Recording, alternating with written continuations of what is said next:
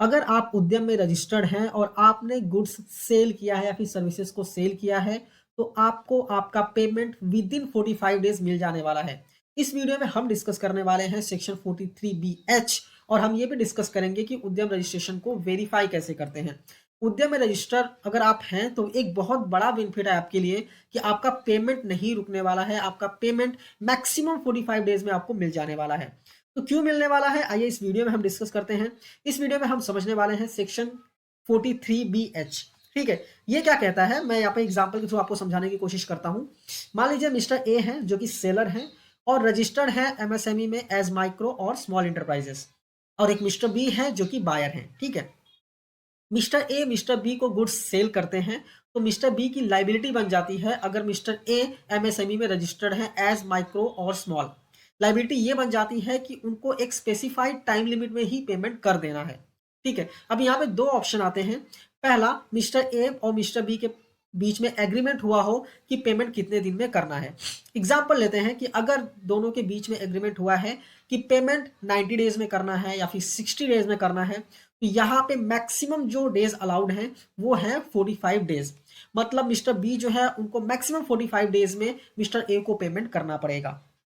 ठीक है, वापस एग्जांपल लेते हैं कि मान लीजिए अगर दोनों में एग्रीमेंट हुआ है कि पेमेंट जो है 30 डेज में ही हो जाना चाहिए, तो यहाँ पे 30 दिन ही अप्लीकेबल होगा। मतलब अगर एग्रीमेंट किया हुआ है दोनों के बीच पेमेंट से रिलेटेड कि कितने दिन में पेमेंट होगा, तो मैक्सिमम डेज जो अलाउड है वो है 45 डेज।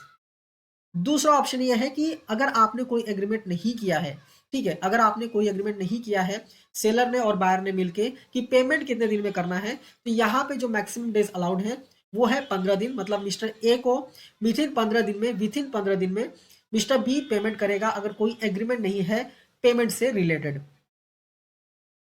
अभी सवाल ये आता है कि मिस्टर बी ऐसा करेगा क्यों। ठीक है, तो यहाँ पे आता है सेक्शन 43BH।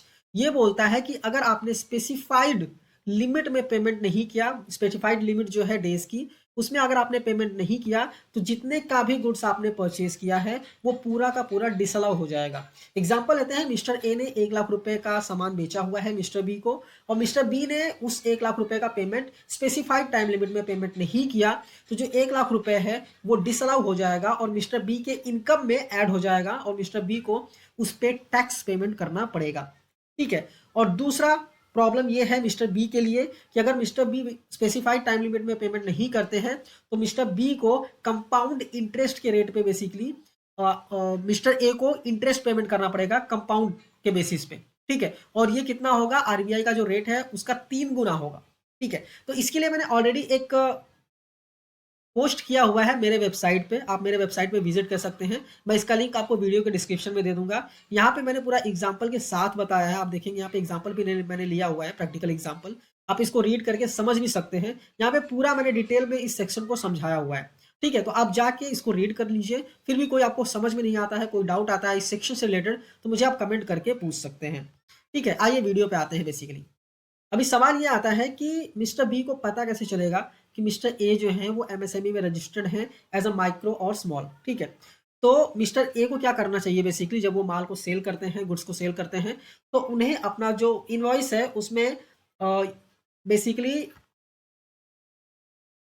सॉरी अपना उद्यम रजिस्ट्रेशन बेसिकली इसमें एंटर करना चाहिए इनवॉइस में, ताकि मिस्टर बी को पता चले कि ये रजिस्टर्ड है। ठीक है, अभी सवाल ये आता है कि कैसे पता चलेगा कि माइक्रो या फिर स्मॉल में रजिस्टर्ड है।